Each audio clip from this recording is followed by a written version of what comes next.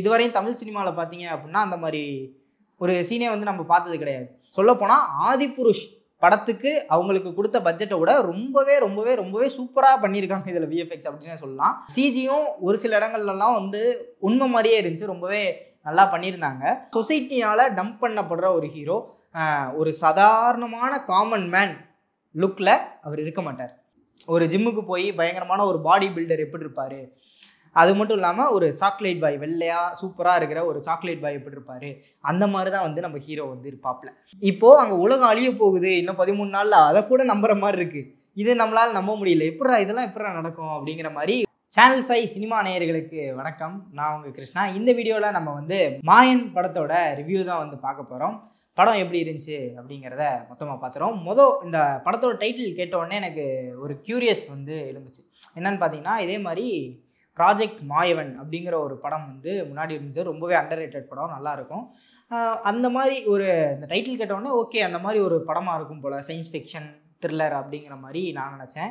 ஆனால் இது டோட்டலாக வேறு ஒரு ஜானர், ஃபேண்டசி ட்ராமா அப்படிங்கிற மாதிரி ஒரு ஜானர் அப்படிங்கிற மாதிரி தெரிய வந்துச்சு.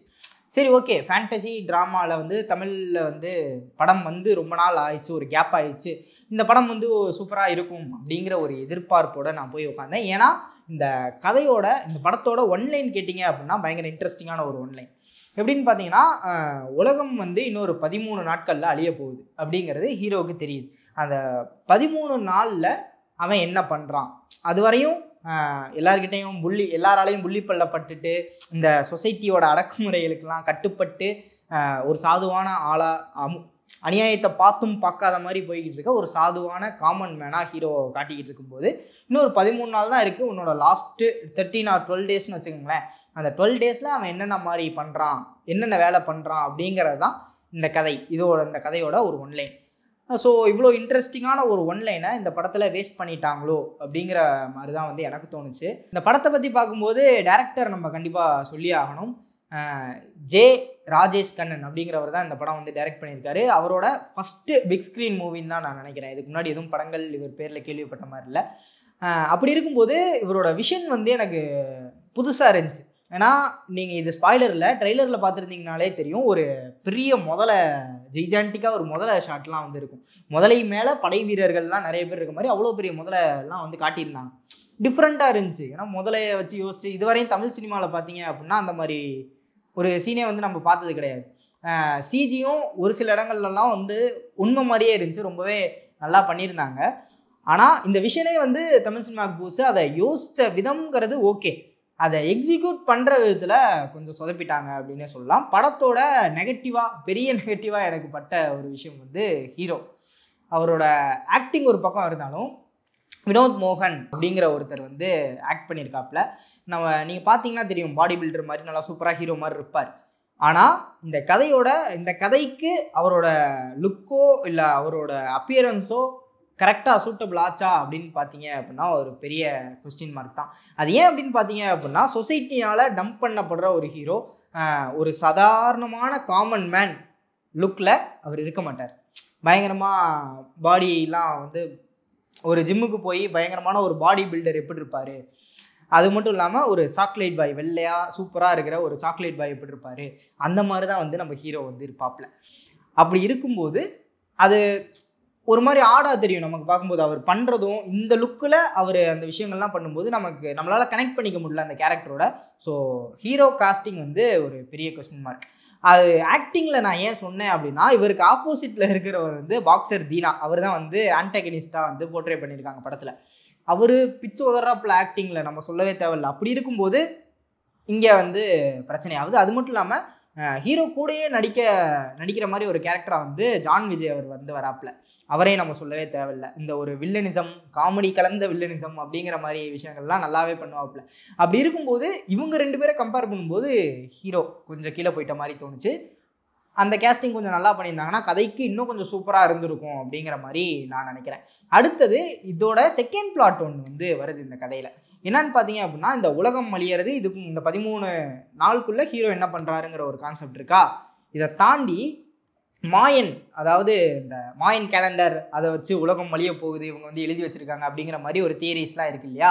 அந்த தியரிஸும் வந்து படத்தில் ஒரு பெரிய பேஸ் லைனாக வந்து ஒர்க் ஆகியிருக்கு. மாயன்ஸ் இன்னும் உயிரோடு இருக்காங்க, அவங்கள் வம்சாவளியில் வந்தவர் தான் ஹீரோ அப்படிங்கிற மாதிரி ஒரு விஷயம் வந்து சொல்லப்பட்டிருக்காங்க. ஒரு கட்டத்தில் ஹீரோ தான் சிவன், ஹீரோ வந்து ஒரு கடவுள் அப்படிங்கிற மாதிரி ஒரு விஷயமும் வந்து சொல்ல ட்ரை பண்ணியிருக்காங்க. எனக்கு இது எப்படி ஃபீல் ஆச்சு அப்படின்னா, அதை ஒரு தனி லைனாகவும் இந்த ஹீரோவுக்கு நடக்கிறத ஒரு தனி லைனாகவும் வச்சுருந்தாங்கன்னா நல்லா இருந்திருக்கும் அப்படிங்கிற மாதிரி எனக்கு தோணுச்சு. இதை ரெண்டையும் மிக்ஸ் பண்ணாங்க இல்லையா? அந்த ஹீரோ தான்டா கடவுள், நான் தான்டா கடவுள் அப்படிங்கிற மாதிரி மிக்ஸ் பண்ணதான் எனக்கு ஏன் அப்படிங்கிற மாதிரி இருந்துச்சு. ஏன்னா இது தனியாக பார்த்தீங்க அப்படின்னா இந்த லைன் வந்து சூப்பரான ஒரு ஒன்லைன், சிம்பிளான ஒரு ஒன்லைன், இதை வச்சு நல்லாவே ரைட் பண்ணியிருக்கலாம். அதே மாதிரி அந்த பக்கம் என்னதான் கடவுள் வந்து உலகத்தை அழிச்சு உருவாக்கினாலும் மனுஷன் வந்து கரப்டாக தான் செய்வான் அப்படிங்கிற மாதிரி ஒரு ஒன்லைன் அந்த பக்கம் இருக்கக்கூடியது. இதை பேரலாகவே கொண்டு போயிருந்தா நல்லா இருந்திருக்குமோ அப்படிங்கிற மாதிரி ஒரு கேள்வி வந்து நமக்கு படம் பார்க்கும்போது எழும்புது. இது ரெண்டும் மிக்ஸ் ஆன அந்த இடம் வந்து ஒட்டலை, ஆடியன்ஸ் கூட வந்து கனெக்ட் ஆகலை. ரெண்டாவது விஷயம் என்னன்னு பார்த்தீங்கன்னா, இவர் அந்த ரோலுக்கே வந்து நமக்கு செட் ஆகலை ஹீரோ. அப்படி இருக்கும்போது இவர் நான் தான் கடவுள் அப்படிங்கிற ஒரு விஷயம் போகும்போது அது இன்னும் நமக்கு ஆக்வர்டாக தான் தெரியுதே தவிர அதுவும் பிளெண்ட் ஆகலைங்க, ஒரு மாதிரி ஆடாவே தான் இருந்துச்சு. இது மொதல் நெகட்டிவ் பாயிண்ட். அடுத்தது பார்த்தீங்க அப்படின்னா விஎஃப்எக்ஸ் நான் இதில் ஒரு பெரிய மிஸ்டேக்காக சொல்லணும் அப்படிங்கிறதுக்காக இல்லை, சொல்லப்போனால் ஆதிபுருஷ் படத்துக்கு அவங்களுக்கு கொடுத்த பட்ஜெட்டை விட ரொம்பவே சூப்பராக பண்ணியிருக்காங்க இதில் விஎஃப்எக்ஸ் அப்படின்னு சொல்லலாம். ஆனாலும் அது வந்து PS2 கேம் மாதிரி தான் இருக்குது. PS2ல கேம் விளாடுவோம் இல்லையா, அந்த மாதிரி இருக்குது. ஒரு சில இடங்கள்லாம் ஹீரோவோடைய மூஞ்சி, இவரோட முகம், அது மட்டும் இல்லாமல் பாக்ஸர் தீனா அவருடைய முகம், அப்புறம் ஜான் விஜய், இவங்க 3 பேரோட முகமும் வந்து பிளேஸ் பண்ணப்பட்டிருக்கு ஒரு சிஜி கேரக்டர் மேலே. அது அவங்க மாசா ஒரு டைலாக் சொல்கிறாங்க, நான் தாண்டா நான்லாம் தௌலத்தை சுற்றிட்டு இருந்தேன் தெரியுமா அப்படிங்கிற மாதிரி ஒரு டைலாக்லாம் சொல்கிறாங்க. அது அந்த உருவத்துக்கு பார்க்கும்போது சிரிப்பு தான் வருது நமக்கு. லிட்டரலாக அந்த இடத்துல வந்து சிரிப்பு வரக்கூடாது. அது வந்து ஒரு போர் நடக்கக்கூடிய ஒரு சீன் கிளைமேக்ஸில், அப்போது நமக்கு சிரிப்பு வருது. இந்த மாதிரி ஒரு சில டைலாக்ஸும் வந்து இடையில படங்களில் வந்து ஒரு ஃப்ளாவாக போயிட்டுருக்கு. ஒரு இன்டென்ஷனான சீனை கூட இந்த டைலாக்ஸ் வந்து கெடுத்து விட்டு போகுது. இதுக்கு அடுத்த ஒரு பெரிய நெகட்டிவ் இந்த படத்தில் நான் என்ன பார்த்தேன் அப்படின்னு பார்த்தீங்கன்னா, அந்த லவ் போர்ஷன். இப்போது ஆல்ரெடி இந்த மாதிரி அப்ரெஷனில் இருக்க ஒருத்தனுக்கு ஒரு லவ் லைஃப்பும் இருக்குது, இவன் ஒன் சைடாக லவ் பண்ணிக்கிட்டு இருக்கான் ஒரு பொண்ணை, ஆனாலும் இந்த விஷயத்துக்காக கொஞ்சம் தள்ளியே வச்சுருக்கான் அப்படிங்கிற மாதிரி இருந்திருந்தா ஓகே. இவனை ஒரு ஓனருடைய, இவன் வேலை பார்க்குற கம்பெனியில் ஓனருடைய பொண்ணு ஒருத்தவங்க வந்து லவ் பண்ணுறாங்க ஒன் சைடாக. இந்த 13 நாளில் இவன் சொன்ன உடனே அந்த பொண்ணும் ஓகே சொல்லிட்டு, இவனே இல்லை ஹீரோ சொன்ன உடனே அந்த பொண்ணும் ஓகே சொல்லிட்டு உடனே அடுத்த நாளே கல்யாணம், அதுக்கு அடுத்து வந்து வாழ்ந்துக்கிட்டு இருக்காங்க அப்படிங்கிறது ஏற்றுக்க முடியல. இதெல்லாம் எப்படா நடக்கும்? இப்போது அங்கே உலகம் அழிய போகுது இன்னும் 13 நாளில், அதை கூட நம்புற மாதிரி இருக்குது. இது நம்மளால் நம்ப முடியல. இதெல்லாம் எப்படா நடக்கும் அப்படிங்கிற மாதிரி ஒரு நம்பத்தகாத விஷயங்கள் வந்து படத்தில் நிறையா இருக்குது. ஓகே, இது ஃபேண்டசி படம் தான், ஸோ இதில் வந்து லாஜிக் பார்க்கக்கூடாதுங்கிற ஒரு விஷயம் இருந்தாலும் நீங்கள் காட்டுற ஃபேண்டசிக்கல் எலமெண்ட்ஸுக்கு தான் நம்ம லாஜிக் பார்க்க தேவையில்லை. இது ஃபேண்டசி கிடையாது, இது வந்து சராசரியாக எல்லார் வாழ்க்கையிலையும் நடக்கலாம் அப்படிங்கிற மாதிரி ஒரு விஷயம் தான். அதில் கொஞ்சமாவது லாஜிக் எதிர்பார்க்குறதுல தப்பு இல்லைன்னு சொல்லி நான் நினைக்கிறேன். கொஞ்சம் லாஜிக்கோடு இருந்திருக்கலாம்.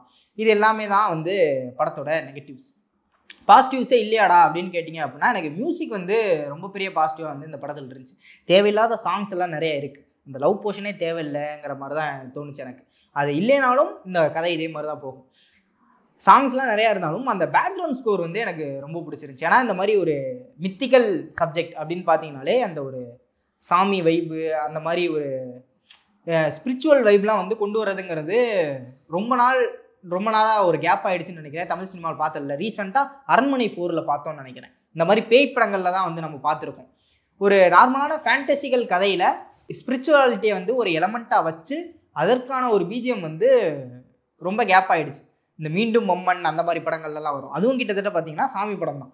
ஸோ இந்த மாதிரி ஒரு எலமெண்ட்டாக வச்சுருக்க இந்த படத்துலையும் மியூசிக் வந்து அவ்வளோ அழகாக ப்ளே ஆச்சு அப்படிங்கிறதெல்லாம் வந்து சூப்பராக இருந்துச்சு. அது மட்டும் இல்லாமல் ஆர்ட் சீன்ஸ்லாம் வந்து நிறைய இடத்துல வந்துச்சு. ஆர்ட்டை வச்சு ஒரு ஹேண்ட்ரானாக காட்டியிருந்தாங்க. அது முக்கியமாக என்னென்னு பார்த்தீங்கன்னா, கடைசியாக இதே மாதிரி வெப்பன் ஒரு படம் வந்துச்சு, அதுவும் ஒரு புதுவிதமான ட்ரை தான். அதில் ஏஐ யூஸ் பண்ணி நிறையா ஃப்ளாஷ்பேக் சீக்வன்ஸ்லாம் காட்டியிருந்தாங்க. எனக்கு தெரிஞ்சு இதில் ஏஐ யூஸ் பண்ணியிருக்காங்களான்னு தெரில. ஏஐ யூஸ் பண்ணாமல் ஹேண்ட்ரானா இல்லை வந்து டிஜிட்டலாகவே வந்து நிறையா விஷயங்களை வரைஞ்சி இவங்க வந்து காட்டியிருந்த மாதிரி தெரிஞ்சு அது ரொம்பவே ஒரு ஆத்தென்டிக் தன்மை வந்து இந்த படத்துக்கு வந்து ஏற்படுத்தி கொடுத்துருந்துச்சு. அதெல்லாம் பார்க்கும்போது உண்மையிலே நல்லா இருந்துச்சு. நமக்கு என்னடா இவங்க இதை வச்சு பண்ணியிருக்காங்களே அப்படிங்கிற மாதிரி இல்லை, பார்க்கும்போது நல்லா இருந்துச்சு. அதுக்கான பேக்ரவுண்ட் மியூசிக்கும் அந்த அளவுக்கு அமைஞ்சனால அந்த சீன் பார்க்கும்போது வாவா தான் இருந்துச்சு. ஸோ இந்த படம் தியேட்டர் ஒர்த்தா அப்படின்னு கேட்டிங்க அப்படின்னா கண்டிப்பாக இல்லைன்னு தான் சொல்லுவேன். ஏன்னா நம்ம கொடுக்குற அந்த டிக்கெட் அமௌண்ட்டுக்கு ஏற்ற கதை வந்து அந்த ஒன்லைன் அங்கே இருந்தாலும் அந்த சொல்லப்பட்ட விஷயமும் அதற்கு தேவையான காஸ்ட் அண்ட் க்ரூ, அதுவும் காஸ்ட் அண்ட் க்ரூனா எல்லாரையும் நான் தப்பு சொல்ல, ஹீரோ மட்டும்தான் காஸ்ட் அண்ட் க்ரூ, அதுவும் அதற்கான ஸ்க்ரீன் பிளேவும் ஒழுங்காக இருக்கா அப்படின்னு கேட்டிங்கன்னா கண்டிப்பாக கிடையாது. ஸோ இந்த படம் பார்க்காதீங்கன்னு நான் சொல்ல மாட்டேன், கண்டிப்பாக பாருங்கள். தியேட்டரில் போய் பார்க்கணுமா அப்படிங்கிறத மட்டும் யோசிச்சுக்கங்க அப்படிங்கிற ஒரு விஷயம் மட்டும் நான் இங்கே பதிவு பண்ணிக்கிறேன். இதே மாதிரி இன்னும் நிறையா மூவி ரிவ்யூஸ்லாம் பார்க்கணும் அப்படின்னா சேனல் 5 சினிமா சேனலை மறக்காமல் சப்ஸ்கிரைப் பண்ணிக்கங்க. இந்த படம் நீங்கள் பார்த்தீங்க அப்படின்னா உங்களோட ரிவ்யூவையும் கீழே கமெண்ட்டில் சொல்லிட்டு போங்க. இதே மாதிரி அடுத்த வீடியோவோட உங்களை சந்திக்கிற வரை விடைபெற்றுக் கொள்வது நான் உங்கள் கிருஷ்ணா. பாய்.